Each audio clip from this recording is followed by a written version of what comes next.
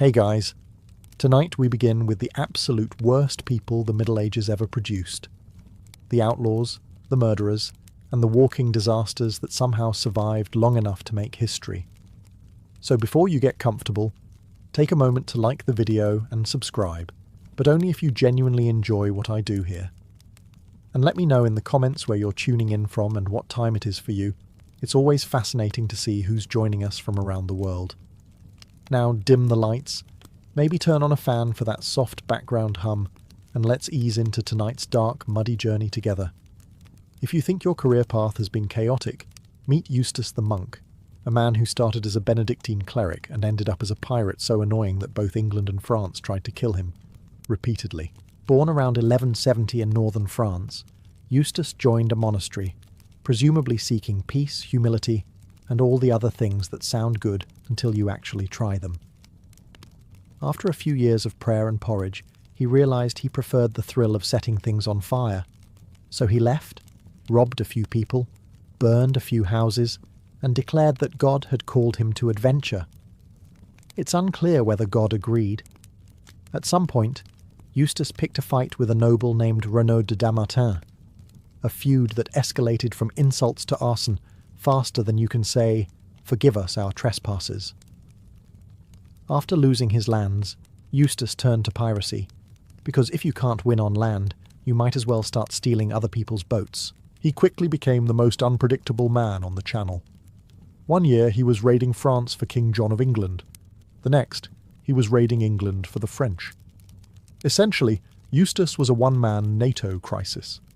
Chroniclers said he was a master of disguise, able to vanish into thin air, which probably just meant he was decent at running away in fog.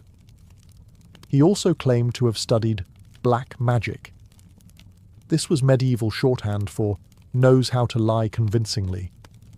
Supposedly, he could summon storms and control the wind, though in reality, he probably just waited for bad weather and took credit. In 1217, Eustace's luck ran out at the Battle of Sandwich, when the English caught him on his ship. He offered to pay ransom, which is adorable, considering how much he'd already stolen. The English politely declined and cut off his head. They displayed it on the mast, which, in the 13th century, counted as both closure and interior decoration. To the French, he was a patriotic rogue. To the English, a demonic pest. To everyone else, he was proof that sometimes quitting the monastery isn't personal growth. It's just the start of a new crime spree.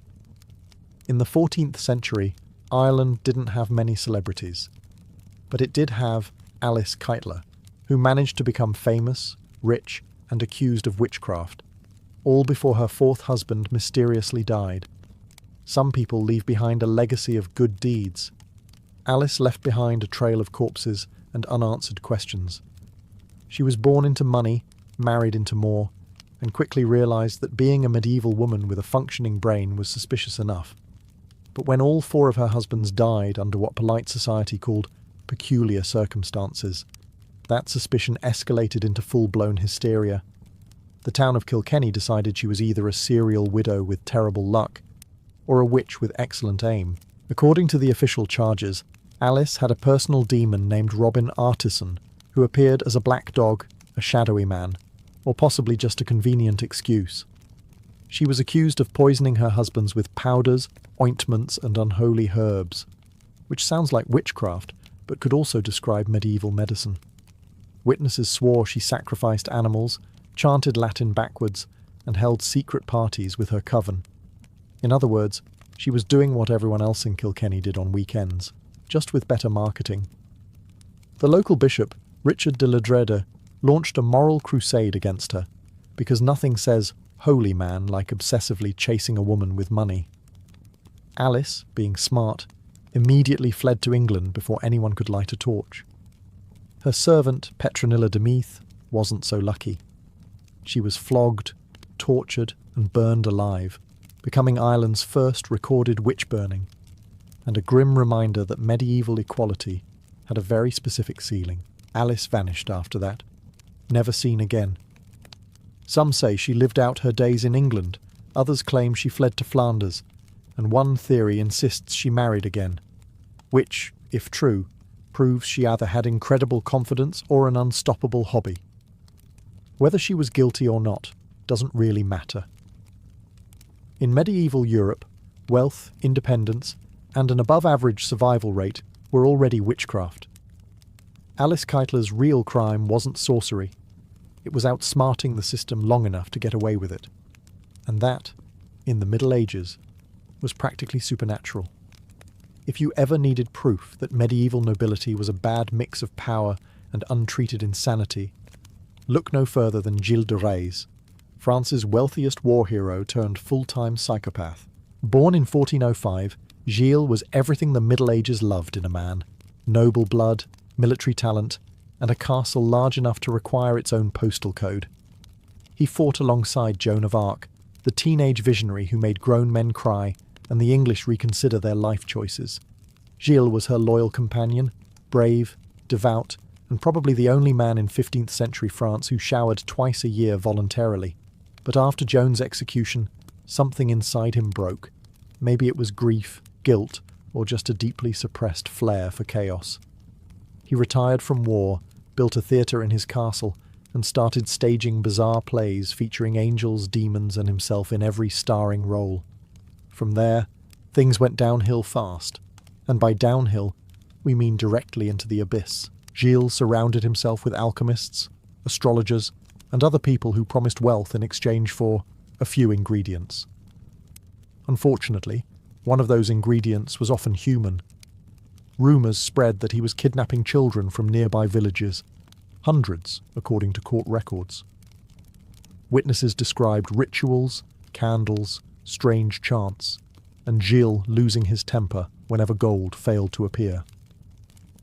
Basically, a medieval cryptocurrency experiment gone horribly wrong. When the church finally took notice, Gilles was arrested and interrogated, though in fairness, interrogation in the 15th century involved less conversation and more persuasion with hot irons. He confessed to everything: murder, sorcery, and poor life choices.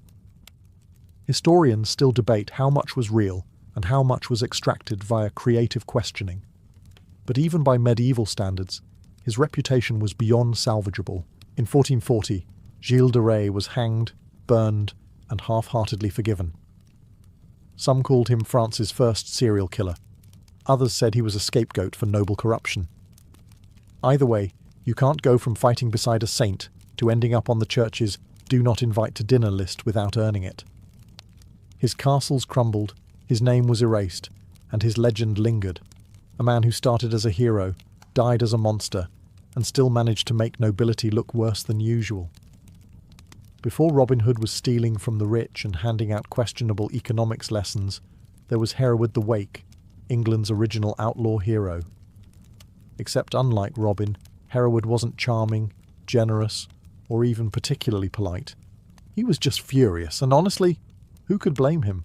Born around 1035, Hereward was a Saxon noble who didn't take kindly to William the Conqueror's whole invade England and replace everyone plan.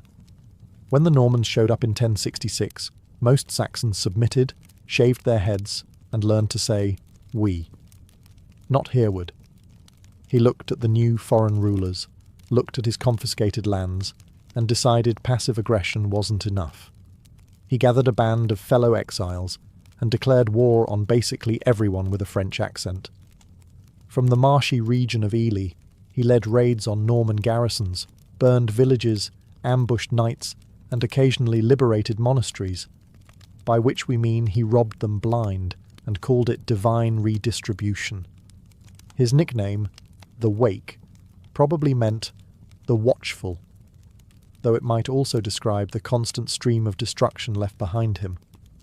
Chroniclers alternated between calling him a patriotic freedom fighter and a dangerous lunatic. Both are accurate. Hereward's greatest moment came when the Normans tried to invade Ely by building causeways through the swamp. He let them get halfway across, then set the whole thing on fire. Imagine the look on a Norman knight's face as he sinks into a burning bog. It's practically medieval performance art. For a while, Hereward was unstoppable, the mud-drenched menace of Anglo-Saxon revenge. But rebellions, like medieval plumbing, rarely ended well. Eventually the Normans bribed his allies, overran his base, and forced him to flee. Accounts differ on how he died. Some say he was killed by bounty hunters. Others claim he lived quietly, plotting one last ambush that never came. Either way, his legend outlived him. To the English, he became the symbol of resistance, the man who refused to bow. To the Normans, he was the bogeyman parents used to scare their children. And to historians, he's a reminder that being the last honest Saxon is a noble title. Right up until someone invents gunpowder, Scotland has given the world many things. Whiskey, bagpipes, and an unshakable reputation for bad weather. But somewhere in the damp 15th century, it allegedly produced Sawney Bean, a man so horrifying that even medieval chroniclers wrote about him with the tone of, "We honestly hope this isn't true." The story goes that Sawney Bean left home after deciding that honest work was beneath him, a sentiment shared by most aristocrats of the time.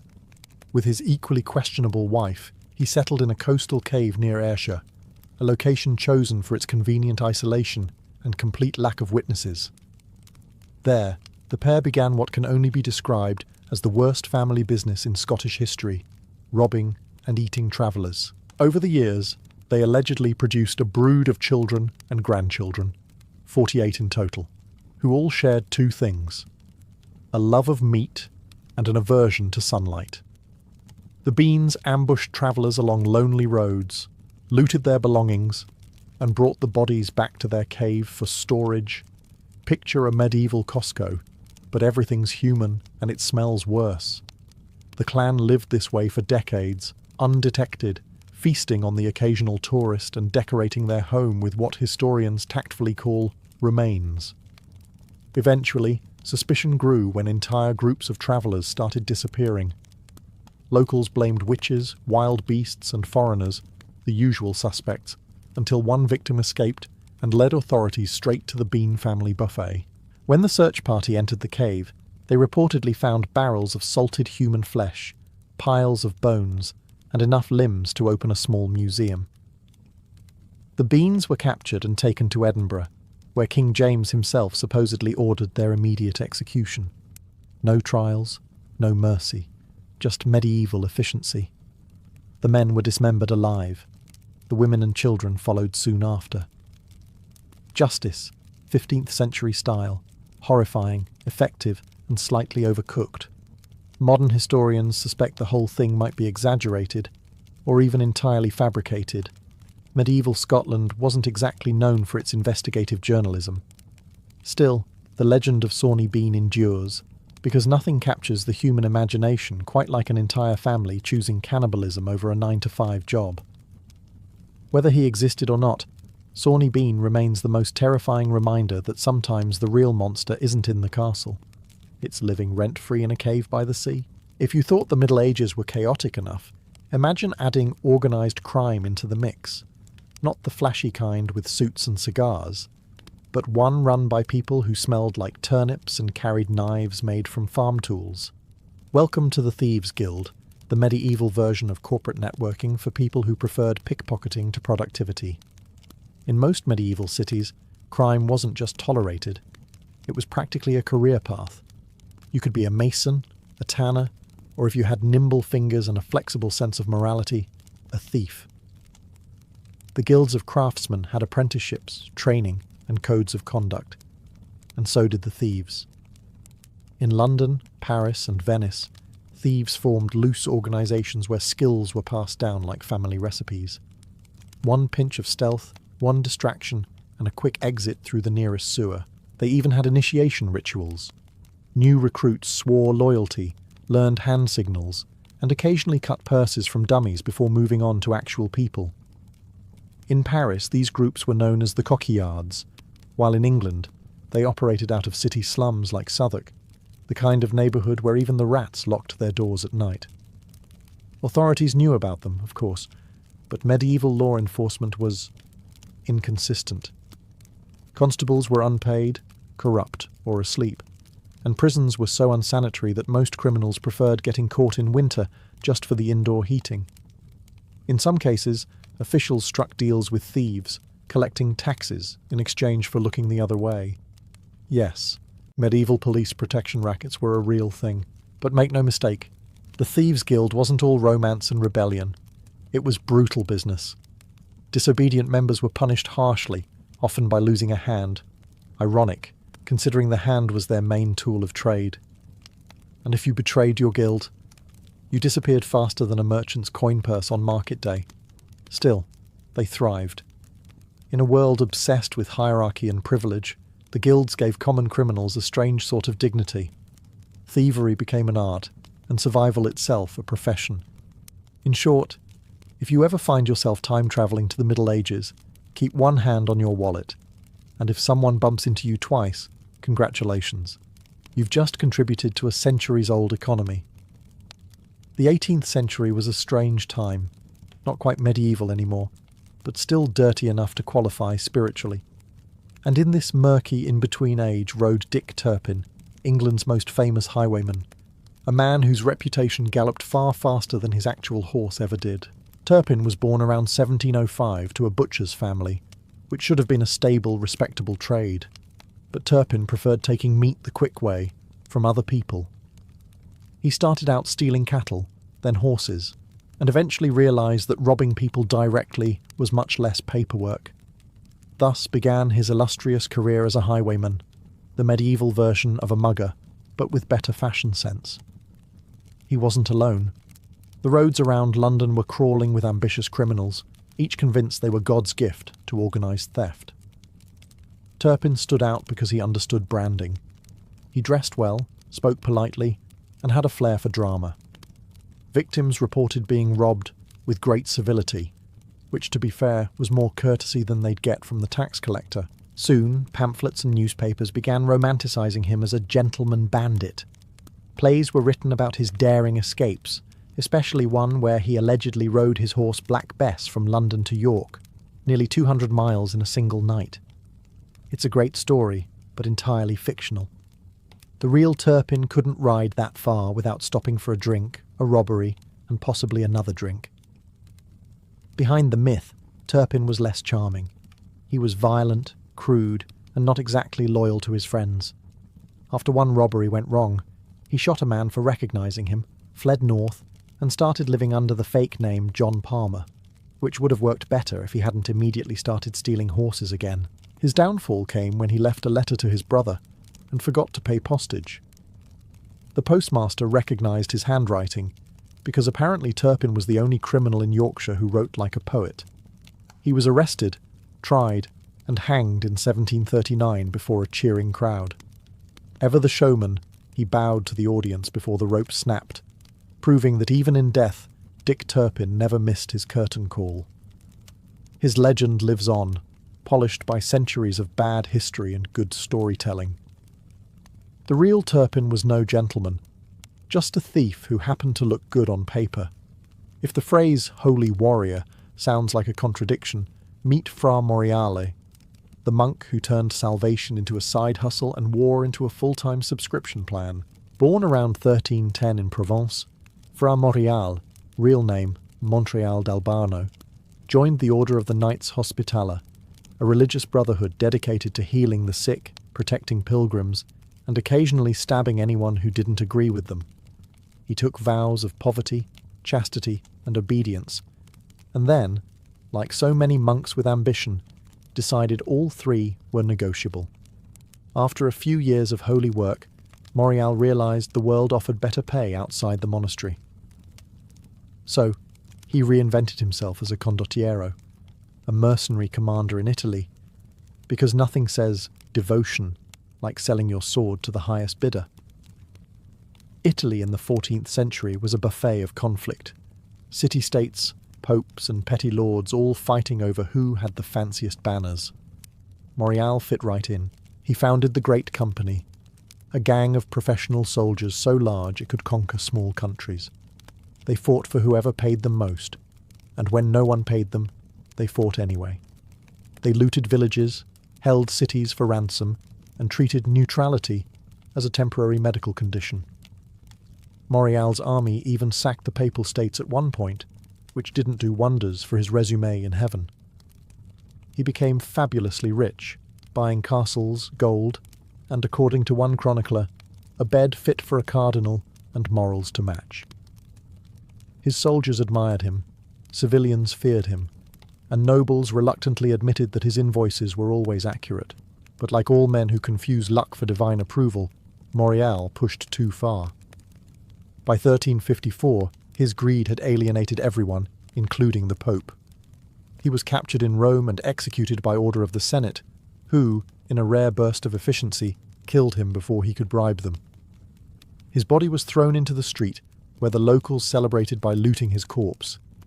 Irony, medieval edition. Fra Maurial's story is proof that you can take the man out of the monastery, but you can't take the monk out of moral bankruptcy. He died as he lived, loudly, profitably, and just slightly off script from the Bible. In 15th century France, long before the Mafia or MI6, there was a shadowy organisation known as the Coquillards, a criminal network so sophisticated it could have written a PowerPoint on medieval corruption for beginners. They operated mostly in Dijon, Burgundy, the kind of place where half the citizens were drunk, the other half were plotting, and everyone was related. The Coquillards weren't simple pickpockets. They were professionals, con artists, and master impersonators. If there was a coin to steal, a letter to forge, or a gullible noble to charm, they were already 3 steps ahead. Their name, Coquillards, came from the word for shell, a reference to the scallop shell worn by pilgrims. They'd pose as pious travellers returning from Santiago de Compostela, spouting religious jargon while quietly robbing their hosts blind. Think of them as medieval influencers. All image, no accountability. They spoke their own coded language, a secret argot filled with slang, symbols, and sarcasm. This wasn't just street talk, it was a full-blown subculture. A thief might call a purse a fish, a knife, a light, and an arrest a misfortune from God's left hand. The goal was to confuse everyone except your accomplices, and it worked beautifully. Even the court transcripts from their trials read like riddles written by people who'd smoked questionable herbs. The Coquillards specialised in fraud.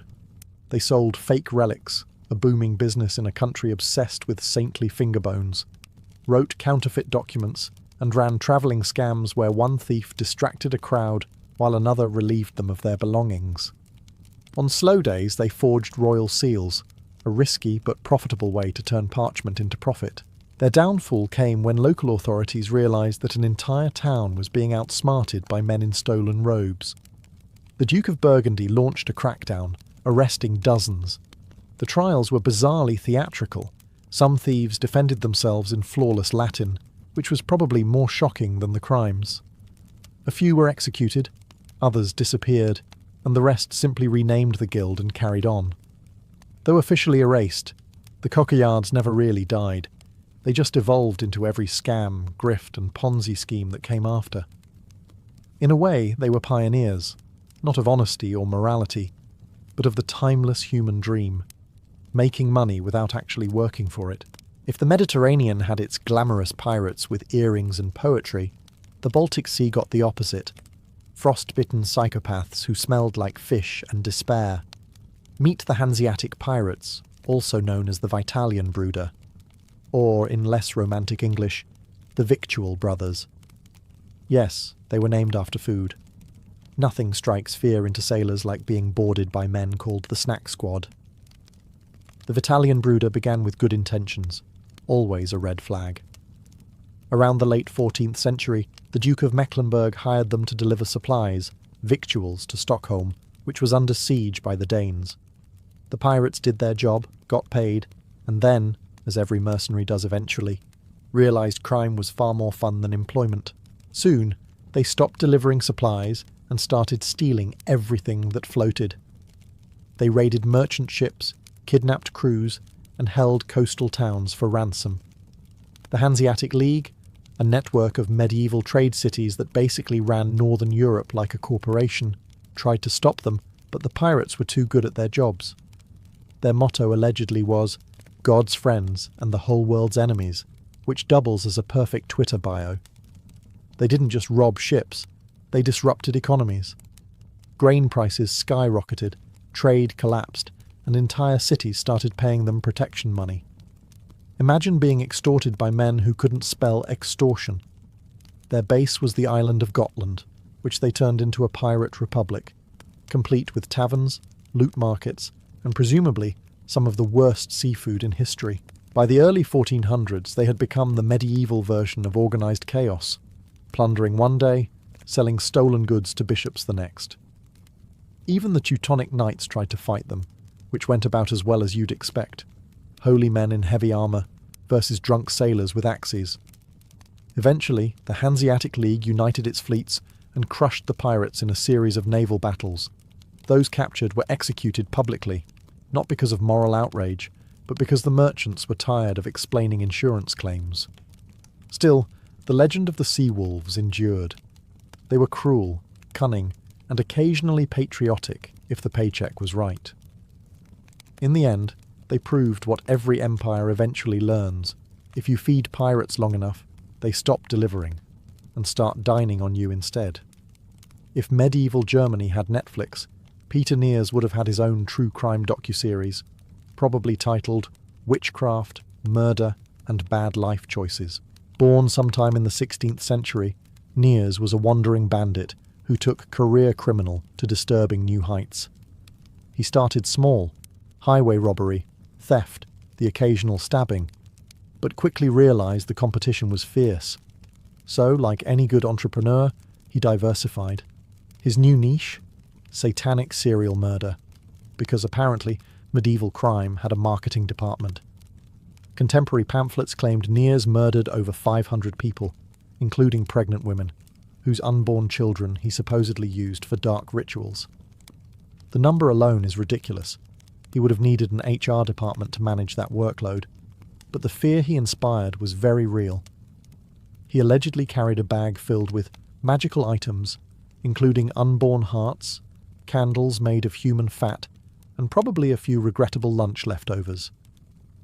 Locals swore he could shapeshift, turning into animals to escape capture, which sounds absurd until you remember that medieval Europe thought frogs were morally suspicious. The church and state launched massive hunts for him, but Nears was slippery. He had sympathisers everywhere, innkeepers, beggars, fellow bandits, and bribed them with stolen goods. To many peasants he was both terrifying and impressive, a man who defied all laws, human and divine, and managed not to die immediately. But crime, like medieval plumbing, always ends badly. In 1577, Nears was captured once and escaped. The authorities were so embarrassed they executed his accomplices twice just to be sure. He vanished again, only to resurface years later near Neumarkt, when a local innkeeper noticed his bag of suspicious contents. Word spread fast, and within hours the most wanted man in Europe was arrested while trying to enjoy a quiet meal. His execution was designed for maximum discomfort. He was tortured for 2 days, broken on the wheel, and finally dismembered, a method medieval bureaucrats considered thorough closure. The crowd reportedly cheered, partly out of justice and partly because in 1581 public execution was the best entertainment available. Whether he was truly a black magician or just a violent lunatic, Peter Nears remains medieval Europe's worst résumé. A man so evil they needed 2 religions and 3 torture devices to make sure he stopped existing. Every so often, the Middle Ages produced a man who looked around at the mud, hunger and taxes and said, "You know what? No." One such man was Robert of Redesdale, an English rebel who proved that if life gives you feudalism, you can at least set it on fire. It was the summer of 1469, and England was halfway through the Wars of the Roses, a long-running family argument about who got to sit on the throne and ruin the economy next. While nobles slaughtered each other in decorative armour, peasants were left broke, hungry, and one tax away from revolution. Enter Robert. Historians don't agree on who he really was. Some say he was a disgruntled knight, others a common soldier, and one chronicler simply described him as an angry man with influence, which could also describe most of medieval England. Whatever his origins, Robert rallied thousands of peasants, farmers, and minor gentry under his banner, not with promises of liberty and justice, but with something far more powerful: revenge on the people who overcharged them for bread. The rebellion of Redesdale swept through northern England like a bad rumour. Castles were raided, manors burned, and officials were dragged out of their homes for the medieval equivalent of a performance review. Robbert's army marched south, shouting slogans about reform, though it's likely most of them just wanted lunch and to see London once before dying. At first, it worked. Local lords panicked. The royal court trembled. Then, as with all medieval rebellions, reality arrived in the form of a professional army that didn't find peasant enthusiasm particularly intimidating. Robert's forces were crushed in a matter of days. Survivors were hanged, villages punished, and history went back to being written by people who didn't need to farm. Robert himself vanished, executed, assassinated, or maybe just melted into the countryside like the mud he came from. His name lived on mostly in warnings about the dangers of letting peasants think too much. Still, his rebellion left a mark. It showed that even in the rigid, God-ordained hierarchy of medieval England, there were limits to how much exploitation one man, or one village, could take. Robert didn't win, but he did what few dared. He reminded kings that pitchforks count as weapons too. Before James Bond, before the Mafia, before your favourite Netflix anti-hero, there were the Assassins of Alamut, a group so mysterious and terrifying that their name became a permanent addition to the human vocabulary. Today, assassin means killer. Back then, it meant people who could make a king sleep badly for the rest of his life. The story begins in 11th century Persia, where a brilliant and stubborn man named Hassan-i-Sabah decided that the Muslim world needed more discipline, more order, and far fewer people who disagreed with him. He founded a breakaway sect of Ismaili Muslims and seized a fortress in northern Iran called Alamut, a stone eagle's nest perched high in the mountains. From there, he created one of the most feared secret societies in history. The group's enemies called them the Hashashin, claiming they used hashish before missions, a slanderous detail most likely invented by people who didn't appreciate getting stabbed in public. In reality, the assassins weren't mindless zealots. They were professionals, quiet, educated, and patient. Their specialty? Political murder so surgical that entire wars changed course after one dagger. They infiltrated palaces disguised as servants, scribes, or occasionally enthusiastic gardeners. Then, when the time was right, they'd strike, clean, quick, and usually in front of an audience to make a point. Kings, generals, caliphs, and even crusader lords learned to check their food, their wine, and their bedchambers twice. A few got paranoid enough to start sleeping in towers surrounded by moats and guards, which worked beautifully right up until someone bribed the guards. The assassins never had large armies, but they didn't need them. Fear did most of their work. One well-placed killing could halt invasions, rewrite treaties, or encourage a ruler to suddenly rediscover humility. Even the mighty Saladin, conqueror of Jerusalem, nearly joined their target list twice. Eventually, their fortress was destroyed by the Mongols in the 13th century, because nothing survives a Mongol invasion. Not cities, not walls, not even secret mountain cults. But their legend refused to die. The word assassin spread west with the Crusaders and into every language on earth. And though the men of Alamut vanished centuries ago, their message remained timeless. Sometimes the sharpest political argument is a very small, very well-placed knife. If you lived in medieval London and still had your money by sundown, congratulations. You'd just beaten the city's most popular sport, not getting robbed. Because long before bankers invented creative theft, there were the cutpurses, the silent professionals who turned pickpocketing into an Olympic event. London in the Middle Ages was crowded, chaotic, and profoundly sticky. Narrow streets crammed with markets, pilgrims, prostitutes, and goats created the perfect ecosystem for petty crime. While preachers warned of sin, the cutpurses quietly relieved them of their collection coins. They didn't mug or stab. That was amateur work. A good cutpurse was an artist. The blade had to be sharp, the hand steady, and the timing perfect. The name says it all. These thieves literally cut the strings on your coin pouch. A single slice and the purse vanished into the crowd. Some worked alone, others teamed up. One would bump you in the market, another would accidentally distract you with a sermon on salvation, and by the time you said amen, your week's wages had gone to hell. Apprentices learned their trade the same way as blacksmiths or bakers. A young thief would train under a master, practicing on dummies or more likely drunkards. Success required a calm demeanour and absolutely no conscience. Medieval law punished theft brutally, but public hangings were so common that thieves treated them as networking events. If your mentor got executed, you inherited his customers. And it wasn't just men. London's female cut purses were legends in their own right, often posing as flower sellers, laundry girls, or repentant sinners. One 14th century woman named Nan Hackett reportedly worked church aisles during Mass, specialising in noblewomen who closed their eyes too long during prayer. The authorities knew what was happening, but were often in on it. Sheriffs, judges and guards all took their cuts, sometimes literally. For every thief dangling from the gallows, 3 more were plying their trade in the crowd below.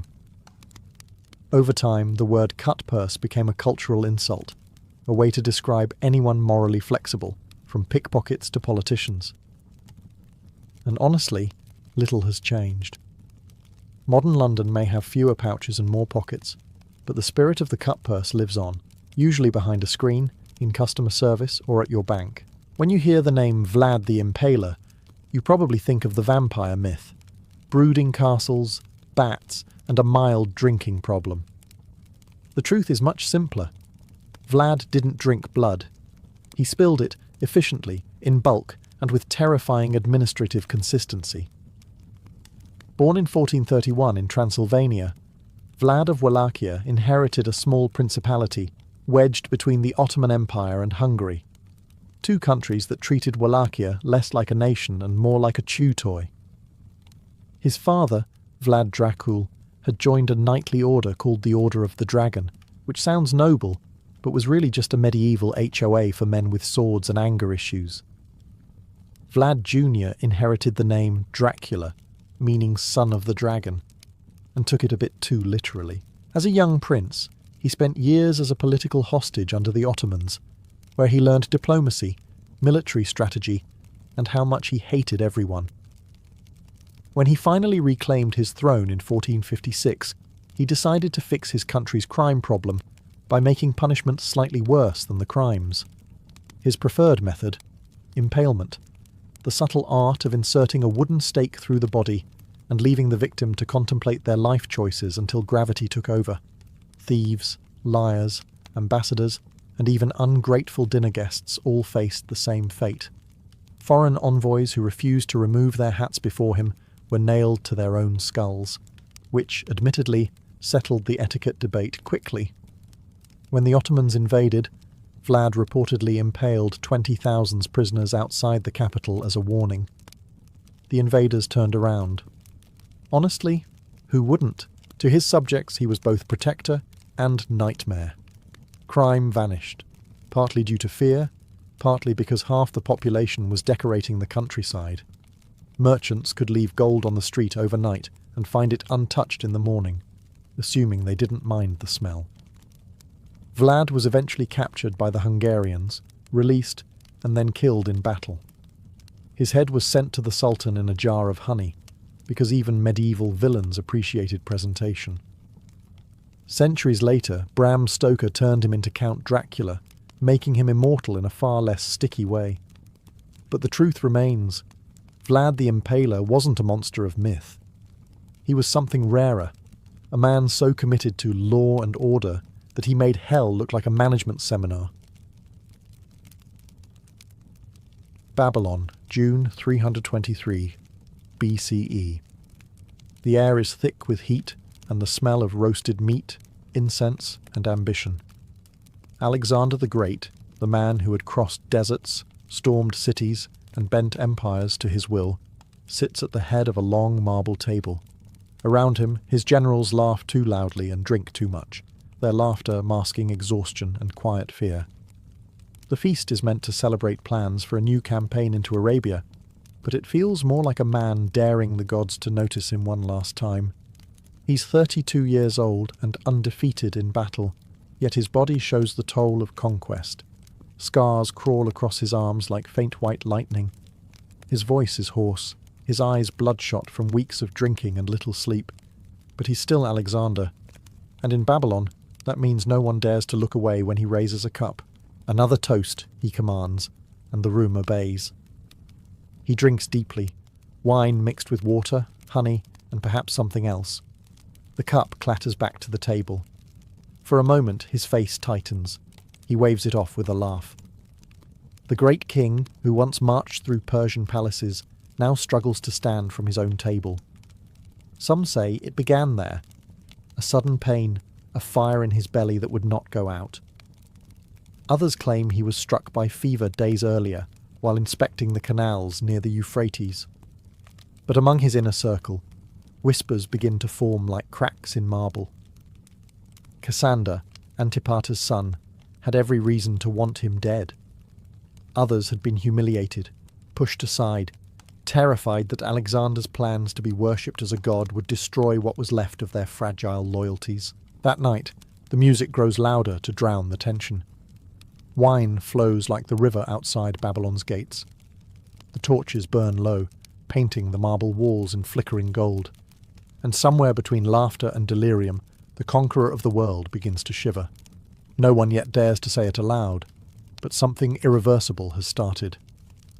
The man who never lost a battle may have just lost a fight his sword could not win, one that began with a single drink at Babylon.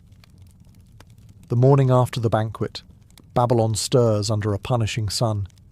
The palace servants whisper, "The king has fallen ill." At first it seems harmless enough. Alexander has endured worse. He's survived arrow wounds, lung infections, and the kind of exhaustion that kills ordinary men. A little fever. That's nothing. Or so they think. He wakes drenched in sweat, his body trembling as though the whole empire inside him was shaking apart. When attendants offer him wine, he waves it away, muttering that it burns his throat. His generals come to visit. Ptolemy, Perdiccas, and Nearchus, men who had followed him through deserts and rivers of blood. They find him pale, voice thin, yet still insisting on military reports. Even half delirious, he talks of troop formations and fleet construction, as if death itself were just another city to besiege. But the fever climbs higher. Within hours, he's unable to rise from bed. His commanders whisper in the corridors, trying to mask panic with politics. Was it malaria from the marshes near the Euphrates? Typhoid from contaminated water? Or something far less natural, poison slipped into the crater by a trembling hand the night before? Babylon is full of suspects and full of fear. Days pass. The fever worsens. His breath grows ragged, his speech slurred. The same man who once ran beside his troops, shouting orders with unbreakable clarity, now struggles to form words. The royal physicians are summoned, their hands shaking as they press cold cloths to his forehead. Some recommend purging, others prayer. None dare admit they are powerless. Still, Alexander refuses to believe his body has betrayed him. "I'll recover," he rasps, as if saying it aloud could make it true. He asks for his armour, demands to see his soldiers, but can't even lift his head. Each day, the rumour spreads further. The king is dying. The streets outside the palace fill with uneasy crowds, soldiers clutching their spears, servants crossing themselves against evil spirits. Inside his chamber, Babylon's greatest conqueror lies burning with fever, whispering plans to invade Arabia even as his strength drains away. The man who had faced armies without fear now faces his final, unseen enemy, one no spear can pierce and no strategy can outwit. By the fifth day, Babylon's royal palace feels less like the seat of an empire and more like a tomb waiting to be sealed. The once bustling halls have gone eerily quiet. Servants move in silence, guards whisper, and courtiers trade glances heavy with dread. The doctors come and go like ghosts, their eyes avoiding the generals. They've run out of explanations, or courage. Alexander's fever has not broken. His skin glows with a sickly sheen, and his breathing is shallow, each gasp a small rebellion against whatever force has taken hold of him.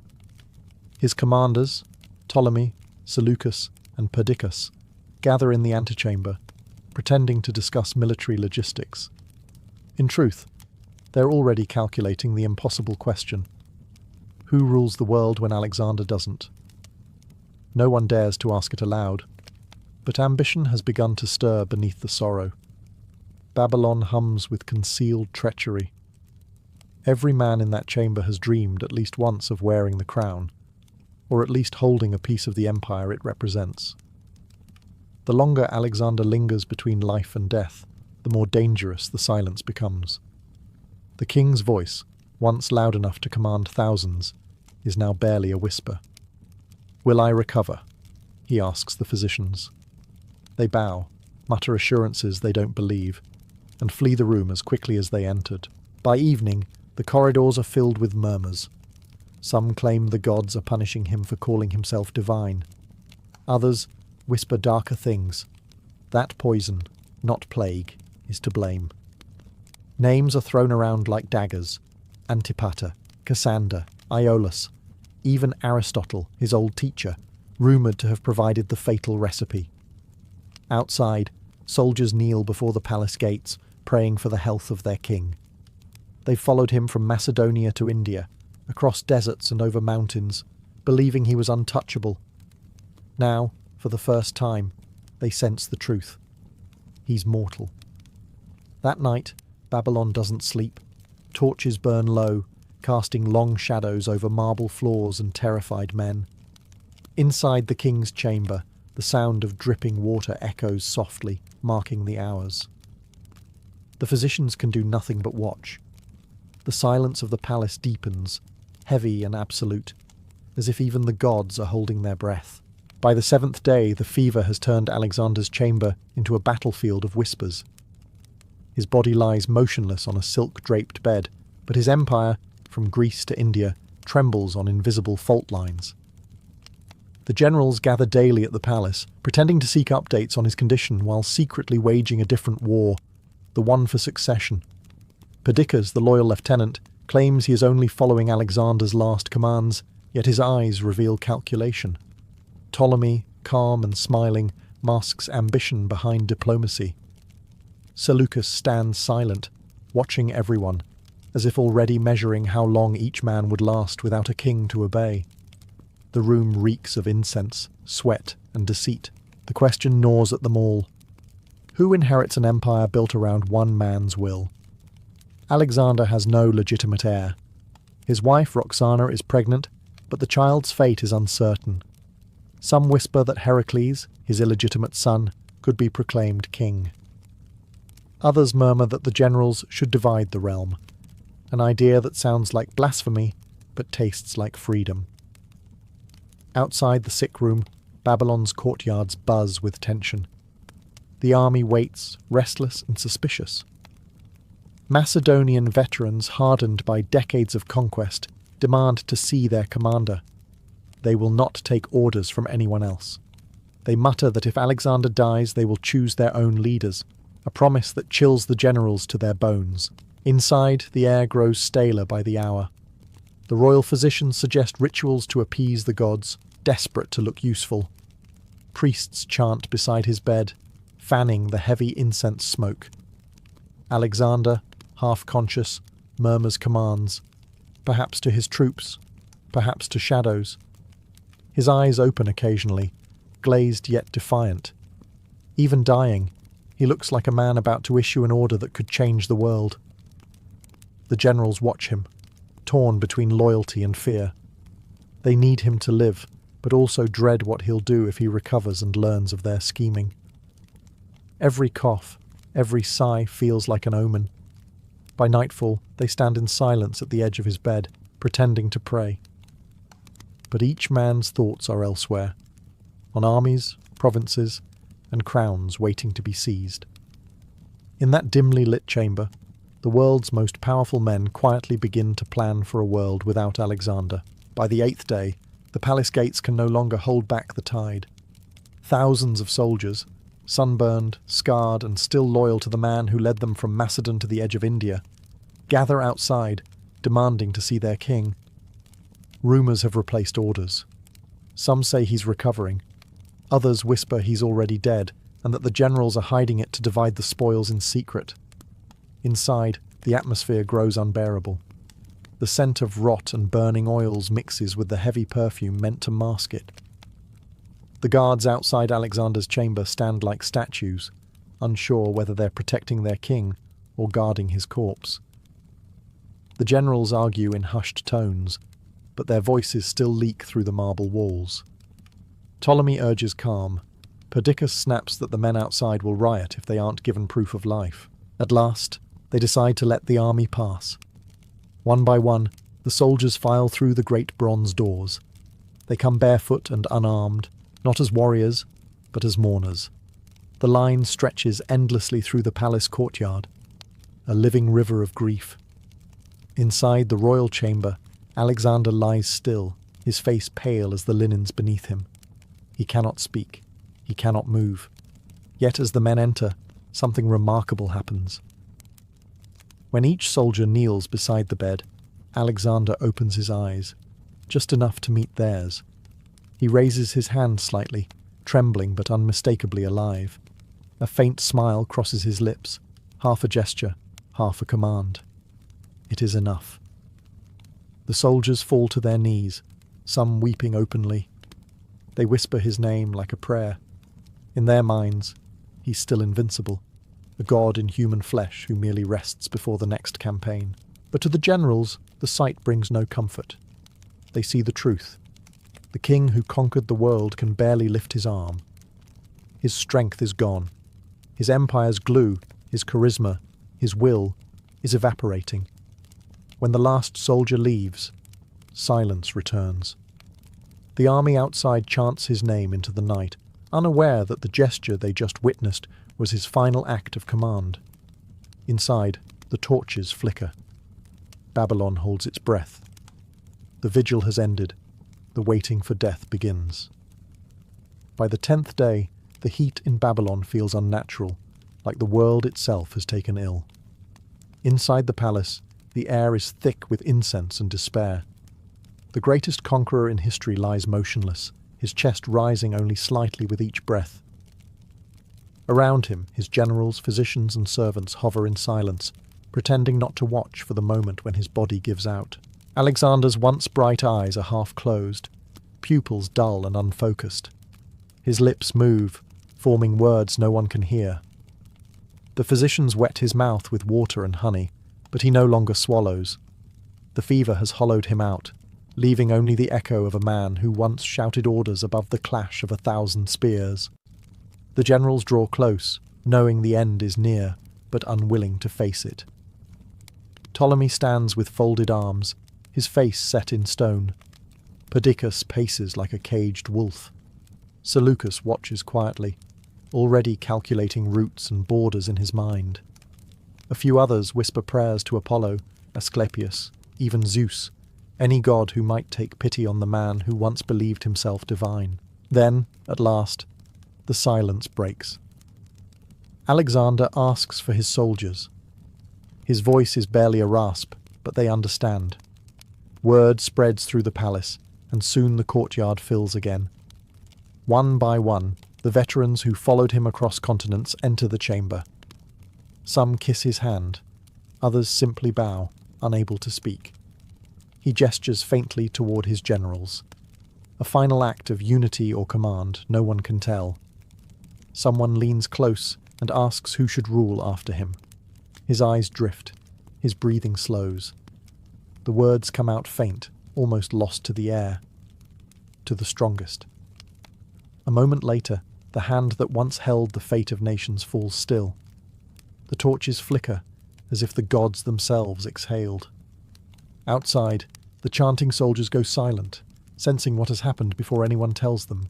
For a heartbeat, Babylon is utterly still. No war cries, no footsteps, no sound. Just the weight of a death too large for one room to contain. The conqueror of the world has taken his final breath, and the world itself seems unsure how to continue without him. When the word spreads, it doesn't travel, it explodes. Babylon erupts in grief and disbelief. Soldiers tear their tunics, women wail from rooftops, and priests rush to the temples to offer sacrifices that feel meaningless now. The greatest man alive, the living God, is dead. And the empire he forged, that impossible patchwork of cultures and loyalties, shudders like a cracked statue. Inside the palace, chaos replaces ceremony. The generals argue in whispers that grow louder with every hour. Who speaks for the king now? Perdiccas demands they wait for official rites. Ptolemy insists on securing the treasury before looters smell weakness. Others talk of taking Alexander's body back to Macedon, but even that sparks a fight. Babylon has become a war council dressed in mourning clothes. Outside, thousands of soldiers kneel in the dust. Many refuse to believe the news. He cannot die, one mutters. He's Alexander. To them, he is not a man, but an idea, and ideas don't die of fever. They beg to see the body, to touch him, to prove that their god-king still breathes. When the gates finally open, the procession moves like a storm. Torches light the courtyard as the soldiers file in, silent but shaking. The body lies on a raised bier, draped in royal silk, the faint scent of embalming oil already in the air. His armour gleams beside him, the same bronze cuirass that had caught the sun at Gaugamela. Some of the veterans collapse to their knees, pounding their fists against the stone. Others whisper his name over and over, as though repetition could undo death. Even the elephants kept in the royal stables trumpet mournfully, spooked by the collective anguish. That night, Babylon doesn't sleep. Fires burn along the city walls, 1,000 small suns flickering against the desert sky. The markets are silent, the taverns empty. Every home glows with lamplight, every face looks toward the palace. For 12 years, Alexander's name had meant victory, destiny, divine favour. Now it means something heavier: loss. In the echoing streets of Babylon, a single truth settles like dust after battle. No one can rule the world forever, not even Alexander. Death did not end Alexander's wars. It merely changed the battlefield. Within days of his passing, Babylon's marble halls became a chessboard of ambition. The generals who once toasted his victories now plot in the same rooms, where his body lies embalmed in honey and myrrh. His corpse, radiant and eerily lifelike, becomes the most coveted relic on earth, the symbol of authority itself. Whoever possesses it, some whisper, holds the right to rule. Perdiccas, as commander of the royal army, takes charge of the arrangements. He declares that Alexander's body must be returned to Macedonia to rest beside his father, Philip II. The others nod politely while quietly planning theft. Ptolemy, the shrewd Macedonian stationed in Egypt, has other ideas. He believes the body belongs in a new capital, his capital, Alexandria. A dead god makes an excellent foundation for a living city. The golden funeral carriage is unlike anything the world has ever seen. A rolling temple, adorned with statues, columns, and a gilded canopy glittering under the sun. It will take months to reach Macedon, and everyone knows there are plenty of opportunities for it to change direction.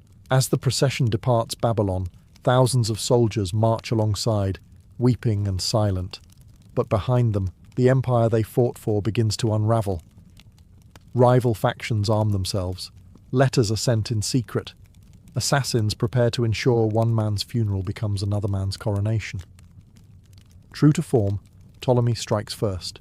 As the funeral procession crosses Syria, his forces intercept it. The guards, realizing they're outnumbered, surrender the cart without bloodshed. Alexander's body is taken to Egypt, not to Macedon, not to his homeland, but to the sands of the Nile. When news reaches Babylon, outrage mingles with resignation. Some call it theft, others call it destiny. After all, Alexander had always admired Egypt, had even been declared the son of Zeus Ammon there. Perhaps, they reason, he wanted to rest where he was worshipped as divine. But for his former generals, the theft is no holy act. It's a declaration of war. The age of Alexander ends not with peace or mourning, but with a scramble for his ghost. The man who united the world in life now divides it in death. In the months after his death, Alexander's empire fractures like glass dropped from Olympus. The unity he'd forced through charisma and conquest collapses under the weight of human greed. His generals, once bound by his brilliance, now carve the world into kingdoms.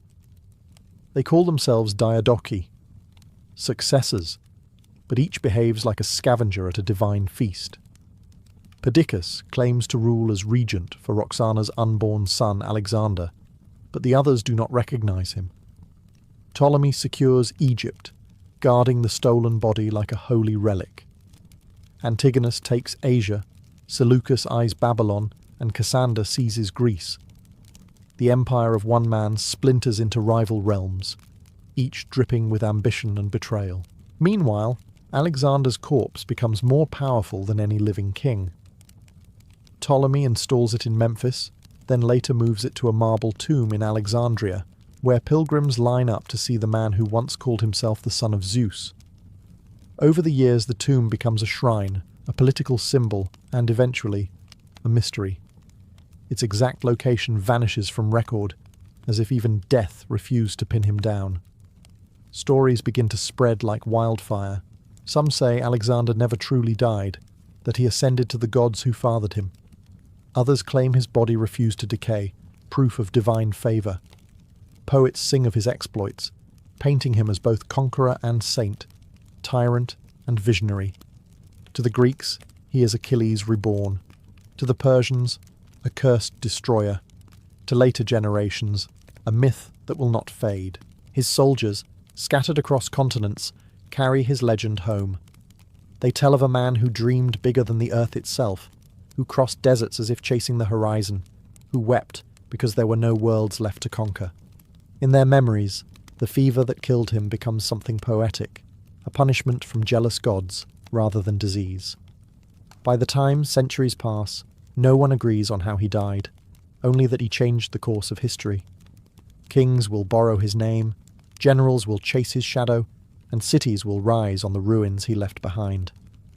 Alexander the Great may have fallen in Babylon, but the myth he created, brilliant, ruthless, and immortal, never truly stopped marching.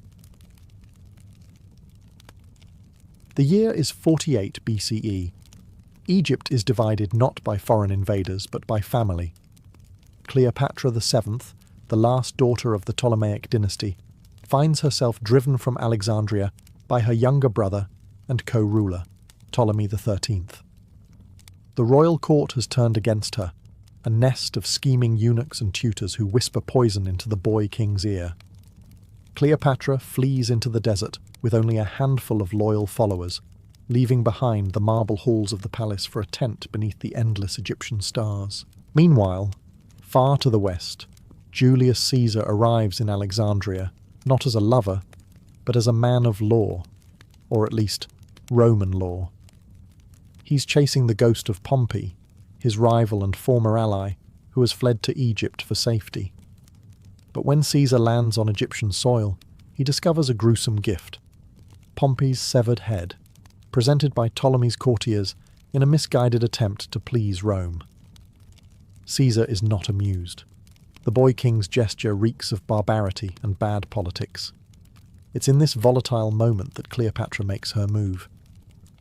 She knows Egypt's throne is not won with armies, but with opportunity. Wrapped in a carpet, or perhaps a linen sack, depending on which historian you trust, she has herself smuggled into Caesar's private chambers in the royal palace. When the rug unfurls, the conqueror of Gaul finds not an assassin, but a 21-year-old queen, dishevelled from travel yet radiant with confidence. Cleopatra speaks 7 languages. Caesar speaks power. Between them, words become weapons and admiration a kind of treaty. She pleads her case, not as a helpless exile, but as a ruler wronged by treachery. Caesar listens, intrigued. He's 52, weary from decades of war, but in this Egyptian queen he sees a reflection of his own ambition, relentless, intelligent, and unafraid. By morning, Alliances are forged in silk sheets and strategy. Cleopatra regains an ally in the most powerful man in the world, while Caesar gains access to Egypt's immense wealth and grain supply, a lifeline for Rome. What began as a political calculation soon ripens into something far more dangerous, a partnership that will scandalize empires and change the course of history. Caesar's arrival in Egypt was supposed to be a diplomatic errand. Instead, it became a war zone. The moment he declared Cleopatra the rightful ruler, the palace erupted in chaos. Ptolemy XIII's advisors, especially the scheming eunuch Pothinus and the general Achillas, saw Caesar's decision as foreign interference. To them, Cleopatra wasn't a queen restored, she was a Roman puppet, and if Egypt's throne was to be defended, Rome itself would have to be expelled. The city of Alexandria, once the jewel of the Mediterranean, turned into a battlefield. The narrow streets echoed with clashing steel, while smoke from burning ships clouded the harbour. Caesar found himself besieged inside the royal quarter, trapped between the Egyptian army and the restless citizens who had once cheered their queen. For all his military genius, Caesar had come to Egypt with barely 4,000 men, hardly enough to hold a city of 500,000. Cleopatra remained by his side, calm amidst the chaos. She wasn't merely a figure of beauty in distress. She was calculating, persuasive, and perfectly aware that her survival was tied to his. Together, they transformed the palace into a fortress. Cleopatra used her knowledge of the local terrain and politics to outmaneuver her brother's supporters. Caesar, always the tactician, set fire to the Egyptian fleet to prevent it from blocking his escape, an act that accidentally spread to the great library, sending thousands of papyrus scrolls up in flames. The siege dragged on for months. Food grew scarce, morale weaker. Yet Caesar refused to retreat. He sent desperate calls for reinforcements, all while enduring attacks from land and sea. Cleopatra kept his resolve intact, offering both counsel and comfort. Historians later romanticized their partnership, but in truth, it was forged under the sound of catapults and the stench of burning tar. Then, salvation arrived. Roman reinforcements under Mithridates of Pergamon broke through the Egyptian lines. The tide turned swiftly. Ptolemy XIII's forces fled, and the young king himself drowned in the Nile, weighed down by his golden armour, a fitting end for a child monarch undone by pride and politics. As smoke cleared over Alexandria, Cleopatra emerged victorious, not just as Queen of Egypt, but as the woman who had tamed both a civil war and the most powerful general in the world. With her brother dead and Caesar's legions in command, Cleopatra finally reclaimed the throne that had been stolen from her. But victory in Egypt was never permanent, especially for a queen ruling under the watchful eye of Rome. To secure her legitimacy, Cleopatra followed Ptolemaic custom and married her surviving younger brother, Ptolemy XIV, a boy barely in his teens. It was a political formality, the kind of ceremony performed for tradition's sake, while the real power sat beside her, Julius Caesar. Alexandria was soon transformed from a war-torn city into a stage of spectacle and revival. Cleopatra ruled from the palace on the Mediterranean shore, resplendent in gold and lapis lazuli, while Caesar remained as her guest, or perhaps her captive by affection. The two ruled side by side, their every public appearance a careful performance of unity between Egypt and Rome. For the Alexandrians, she was Isis reborn, radiant and divine. For Caesar, she was proof that diplomacy could be seductive. Cleopatra's intelligence and charm left even hardened Roman officers in awe. She could disarm a council of generals as easily as she could quote philosophy. Caesar, who had spent his life surrounded by political games, found in her a partner who understood the stakes. Not just a lover, but an equal in ambition. The alliance was pragmatic at first, but the line between strategy and passion blurred quickly. Then came the news that changed everything. Cleopatra was pregnant. The announcement electrified Alexandria and horrified Rome. Caesar was already married, and no Roman law permitted marriage to a foreign monarch. Yet, in the palace gardens, Cleopatra glowed with triumph. The child she carried, later known as Caesarion, would be the living symbol of their union, a bridge between empires, or perhaps a fuse waiting to ignite them. While the courtiers whispered, Cleopatra began planning for the future. She strengthened Egypt's economy, reformed taxes, and restored temples left in ruin. To the common people, she was a goddess of prosperity. To Caesar, she was both temptation and political problem. Their relationship, already scandalous, had produced something dangerous, an heir that could unite two worlds or plunge them both into chaos. And for the first time, Caesar began to realize that Cleopatra's love came with an empire attached. In 47 BCE, Julius Caesar finally prepared to return to Rome. The civil war still raged, and Mark Antony, his loyal lieutenant, needed him. Yet he did not leave alone. Cleopatra, now mother to his newborn son Caesarion, accompanied him down the Nile in what became one of history's most extravagant river journeys. The royal barge shimmered with purple sails, musicians played from the decks, and servants rode to the rhythm of flutes. The voyage was half celebration, half declaration. Egypt was reborn under its queen, and she had Rome's champion at her side. For a few precious months, they travelled together through temples and ancient tombs, the living symbols of a new divine pairing. Caesar as Dionysus, Cleopatra as Isis. But Rome was never far from Caesar's mind. He left Egypt reluctantly, promising to send for her later. Cleopatra, ever pragmatic, understood that love alone would not protect her or her child. She had to bind Egypt's fate to Rome's ambition. When Caesar returned to Rome, rumours preceded him. The Senate whispered that he had gone soft in Alexandria, that Cleopatra had bewitched him. They mocked her as the Eastern witch and called him her puppet. Caesar ignored them all.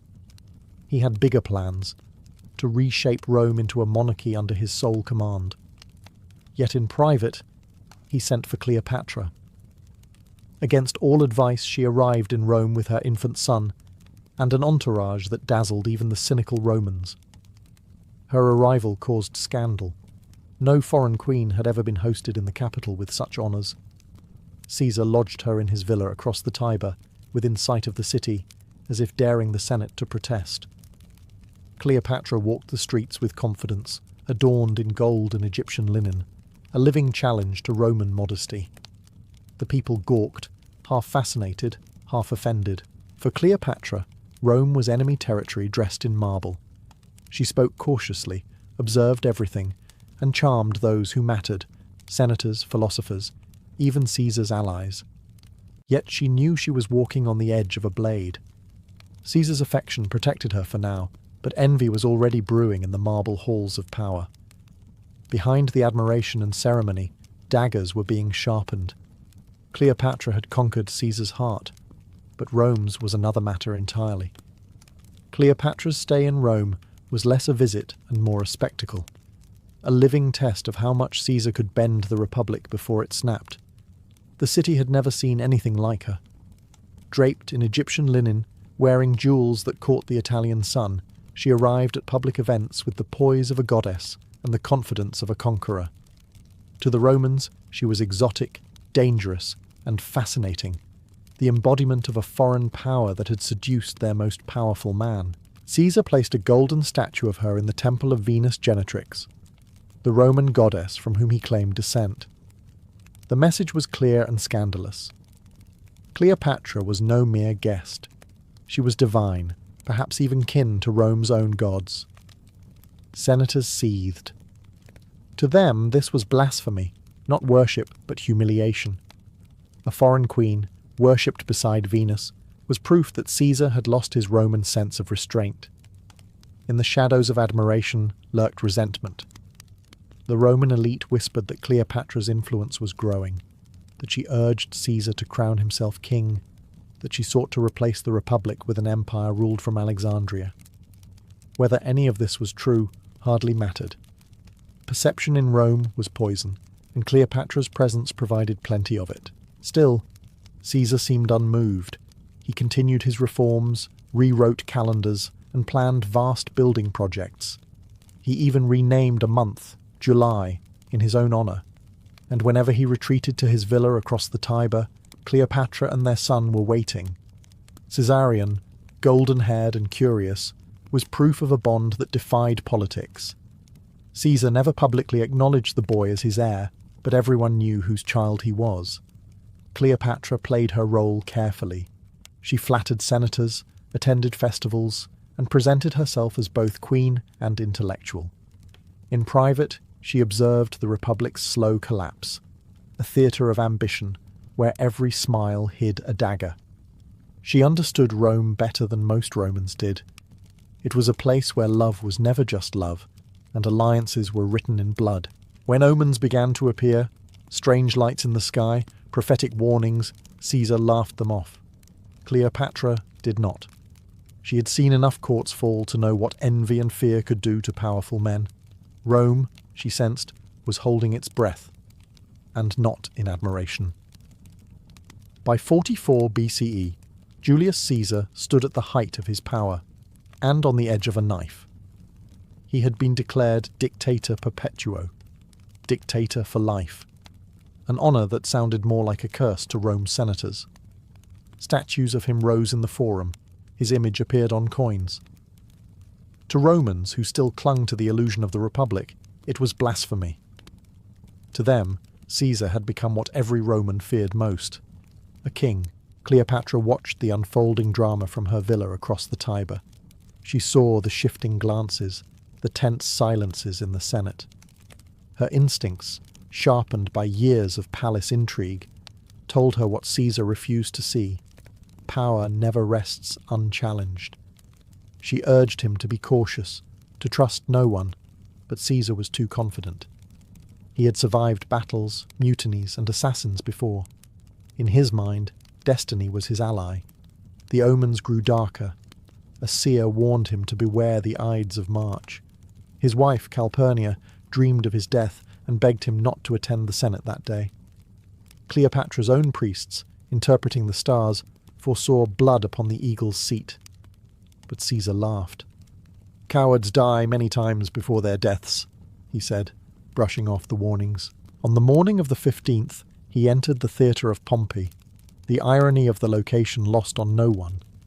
It was beneath the statue of his old rival that his fate awaited.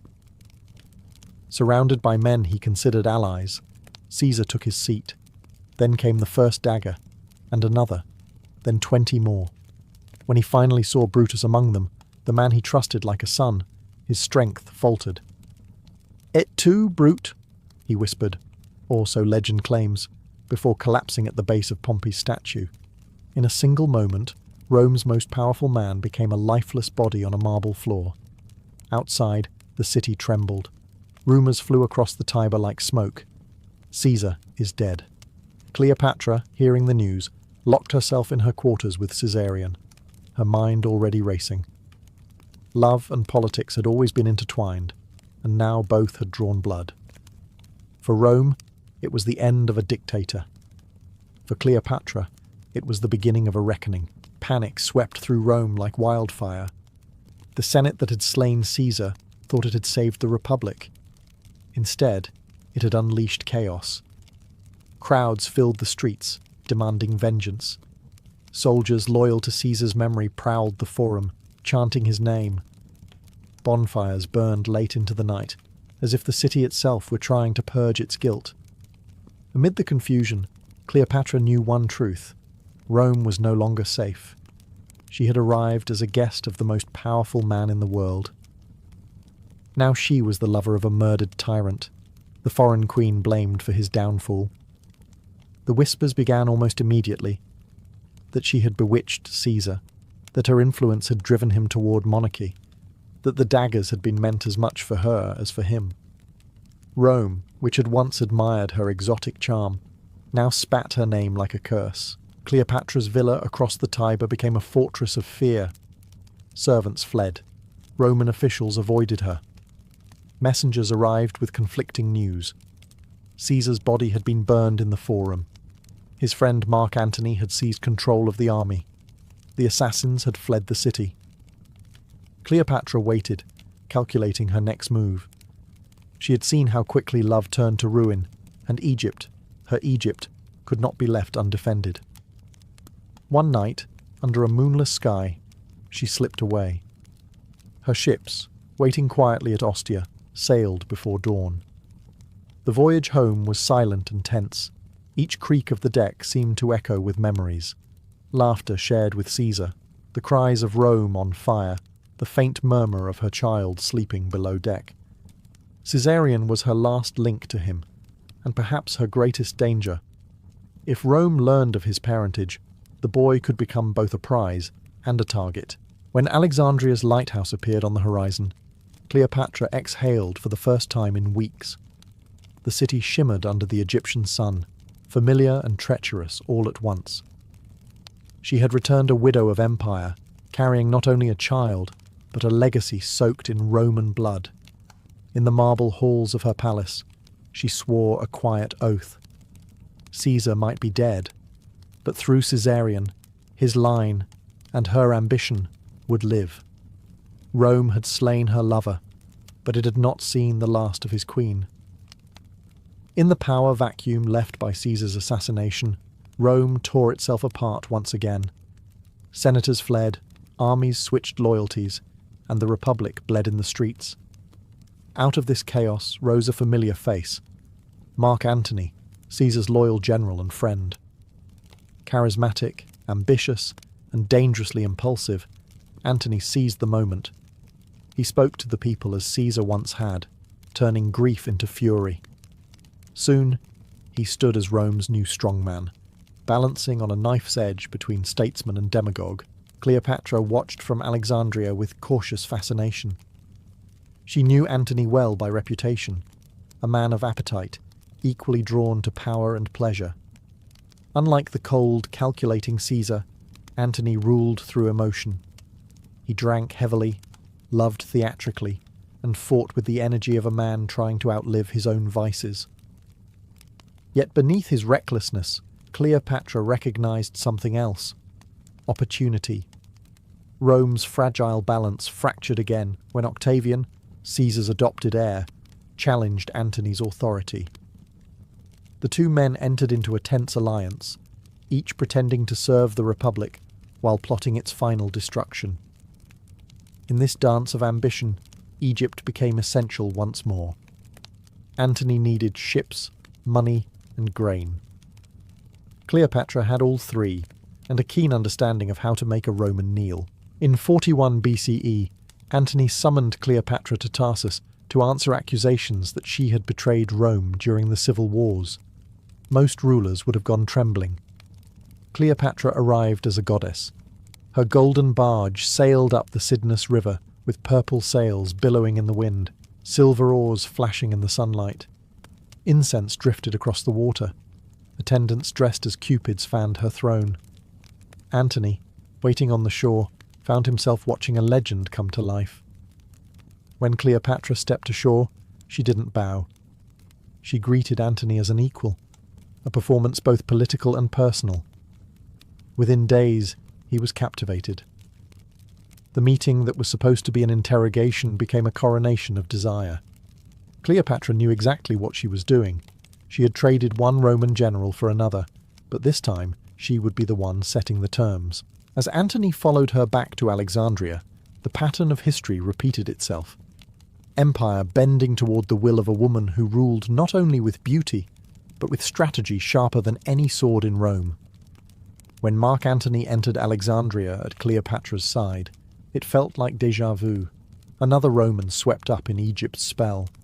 But this time, Cleopatra was no young queen seeking survival. She was a seasoned ruler, sharper, wiser, and fully aware of the stakes. With Caesar gone, and Rome divided between Antony and Octavian, she saw her chance not just to preserve Egypt, but to shape the world once more. Their partnership quickly deepened into passion, and politics intertwined. Cleopatra hosted Antony in dazzling feasts. Tables of gold, rivers of wine, and endless entertainment meant to remind him that Egypt could offer what Rome never could: grandeur without restraint. They called themselves the inimitable livers, lovers who lived like gods. Yet beneath the laughter, the stakes were deadly serious. Cleopatra needed a protector. Antony needed her wealth to fund his campaign against Parthia. Each pretended it was love. Each knew it was power.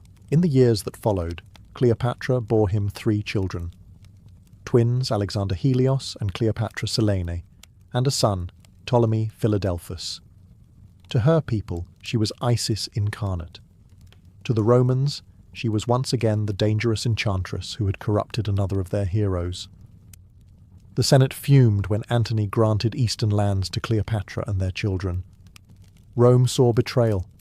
Antony saw destiny, an empire reborn, ruled from Alexandria rather than the Tiber. But the myth of Caesar and Cleopatra still lingered, haunting them both. Octavian, Caesar's heir, understood how to weaponize it. He painted Antony as a man enslaved by a foreign queen, declaring that Cleopatra sought to make Rome her servant. It was a lie, but a useful one. The image of the proud Roman general bowing to an Egyptian temptress was enough to ignite war. When the final conflict came, the Battle of Actium, it would destroy them both. But that is another story, one that ends in tragedy and immortality.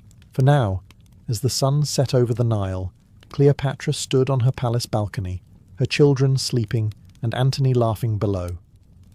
She had loved 2 Romans and outlived both in legend. Their empires would fade, but her myth, the Queen of Kings, the woman who ensnared Rome itself, would never die. In ancient Egypt, death was not the end. It was the beginning of eternity. Life on Earth was seen as a fleeting test, a brief rehearsal for the great voyage to the afterlife. The Egyptians believed that when a person died, their soul, the ka, left the body but still needed a physical form to return to. Without preservation, the ka would wander aimlessly, lost between worlds. Thus began one of humanity's most astonishing rituals, mummification, a sacred craft that transformed the dead into divine beings. The moment death was declared, the 70-day countdown began. The family summoned a team of specialized priests, known as the Servants of Anubis. These men were not ordinary morticians. They were guardians of cosmic order, repeating the same rites perfected over thousands of years. Before touching the body, they performed purification rituals, washing themselves in sacred water, burning incense, and reciting hymns to Anubis, the jackal-headed god of embalming. The deceased's name was whispered over the body to reawaken spiritual recognition.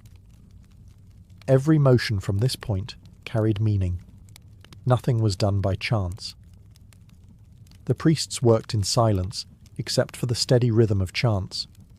The workshop, known as the wabet, was filled with the scent of resins and natron salts. A painted effigy of Anubis stood nearby, its gaze fixed upon the proceedings, as if ensuring no mistake was made. The embalmers began by laying the body on a slanted stone table, washing it with palm wine and water from the Nile. This was both physical and spiritual cleansing. The Nile's waters symbolized rebirth. Offerings of bread, beer, and perfume were placed at the head of the deceased to nourish the spirit during the long transformation ahead. The extracted organs were not discarded. They were placed in 4 beautifully carved canopic jars, each guarded by one of the sons of Horus, deities who watched over the organs in the afterlife. The jackal-headed Duamatef protected the stomach. The falcon-headed Kebesenuef guarded the intestines. Hapi, with the head of a baboon, watched over the lungs, and Imseti, with a human face, guarded the liver. These jars were placed beside the coffin as vital companions to the deceased. Once the cavity was emptied, the priests washed it again with aromatic resins and stuffed it with bundles of clean linen, sawdust and spices, cinnamon, cassia and myrrh, to restore shape and scent. Then the body was sewn shut, the cut concealed beneath wax and resin. In that silent chamber, the priests had not just dissected flesh. They had restructured the human form into a vessel worthy of eternity. With the organs removed and the body cleansed, the next stage of the journey began, the drying. This was the longest and most crucial phase of mummification, lasting 40 full days. The goal was simple, but divine: to remove every trace of moisture, every sign of mortality. For the Egyptians, decay was chaos, and chaos had no place in the order of eternity. The priests carried the body to a slanted stone table inside a cool, dry chamber. There, they surrounded it with natron, a natural salt harvested from Egypt's desert lakes. This mixture of sodium carbonate and bicarbonate was seen as a gift from the gods, capable of drawing out the corrupting forces of the earth.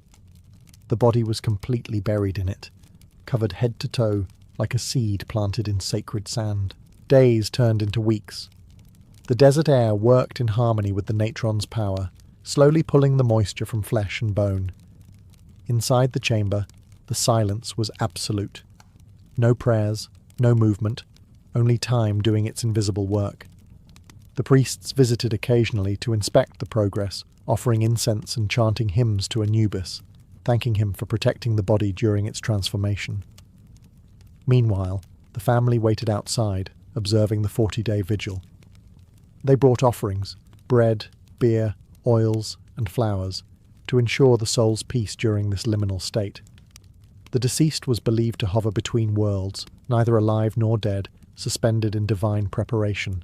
When the time came to lift the body from its salty tomb, what emerged was astonishing. The flesh had darkened and tightened, the features preserved in uncanny clarity.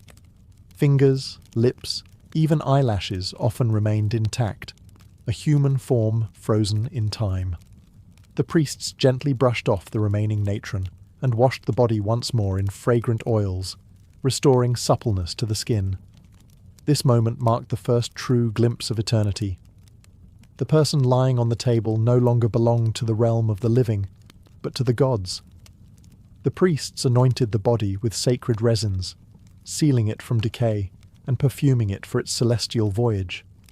40 days had passed, but in Egyptian belief, so had mortality.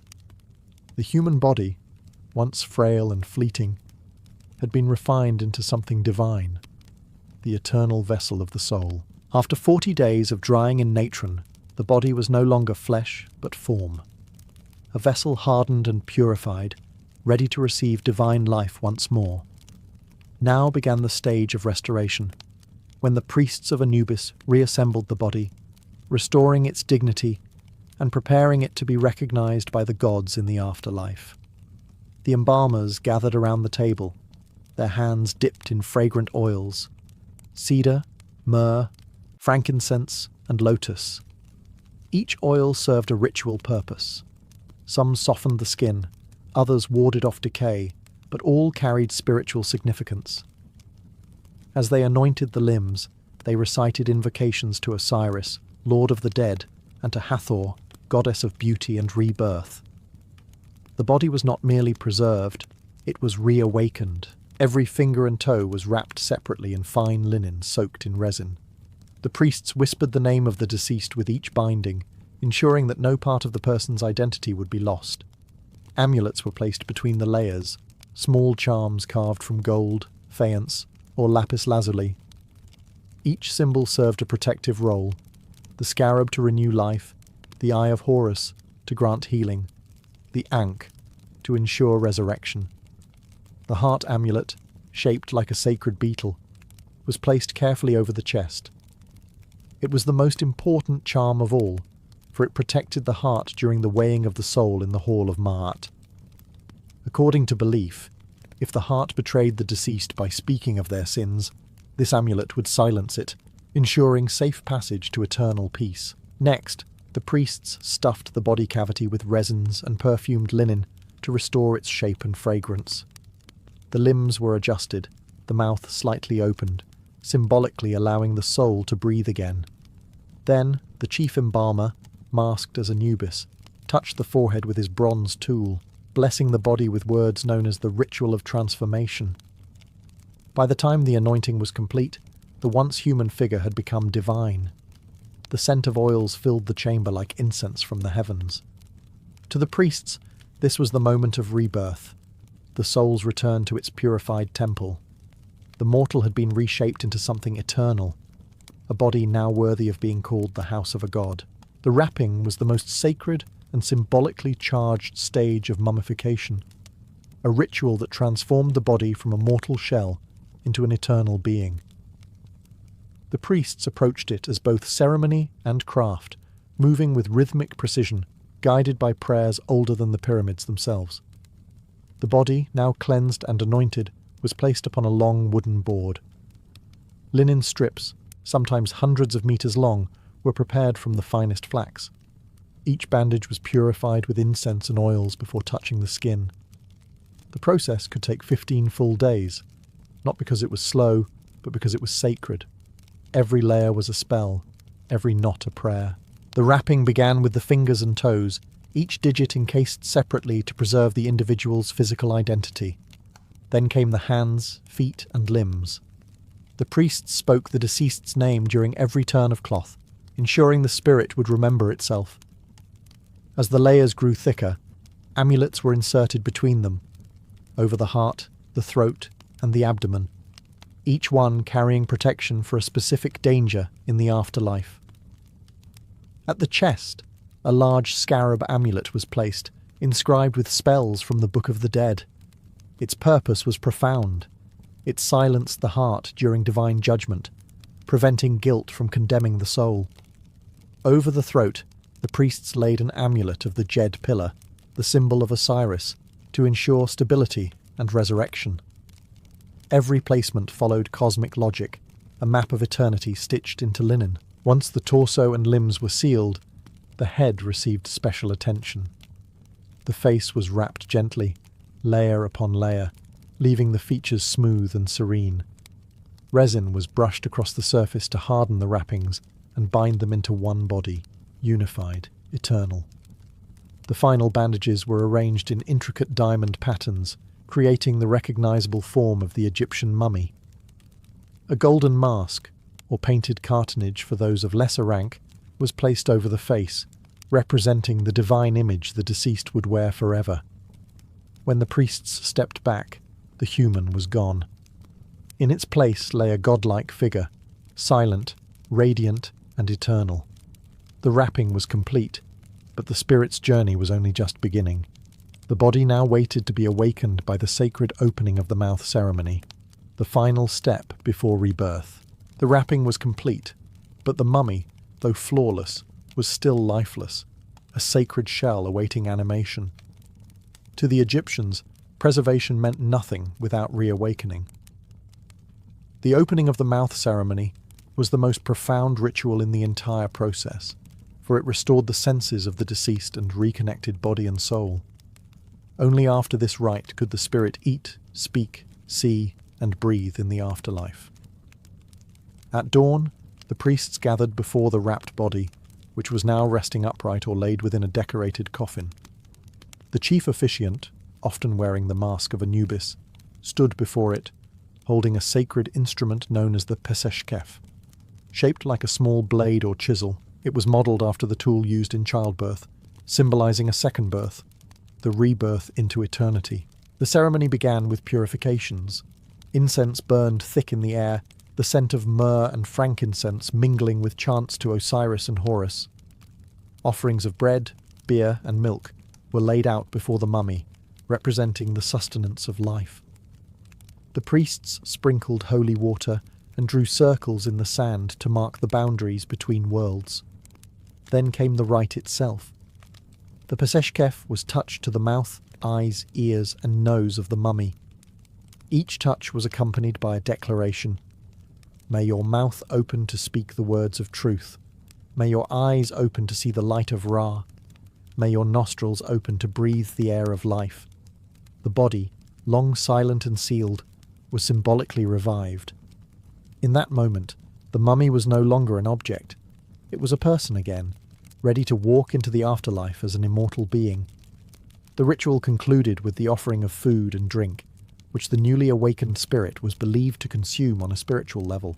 For the Egyptians, this act was not metaphorical, it was real. The opening of the mouth transformed death into continuity, silence into speech, stone into life. It was both farewell and promise, that the person's soul would live on, free to speak their name before the gods. And in Egypt, to speak one's name was to live forever. With the opening of the mouth complete, the body had been reborn. Yet one last step remained before the journey to the afterlife could begin, the burial itself, a ceremony both grand and solemn. For the ancient Egyptians, this was not merely the disposal of remains. It was the sacred delivery of a soul into eternity. The procession began at sunrise. Priests, mourners, and family members walked through the desert toward the tomb, carrying the mummy in a gilded coffin. The coffin itself was a work of devotion, painted with hieroglyphic spells, adorned with protective deities, and aligned with the stars. Beneath its surface, every symbol whispered of resurrection: the wings of Isis, the eye of Horus, the ankh of life. Musicians played mournful flutes, while women, often hired professional mourners, wailed to echo the cries of the goddess Isis mourning her husband Osiris. Before the tomb, the priests halted to perform the final purifications. The coffin was lowered to the ground while incense burned and water from the Nile was sprinkled in blessing.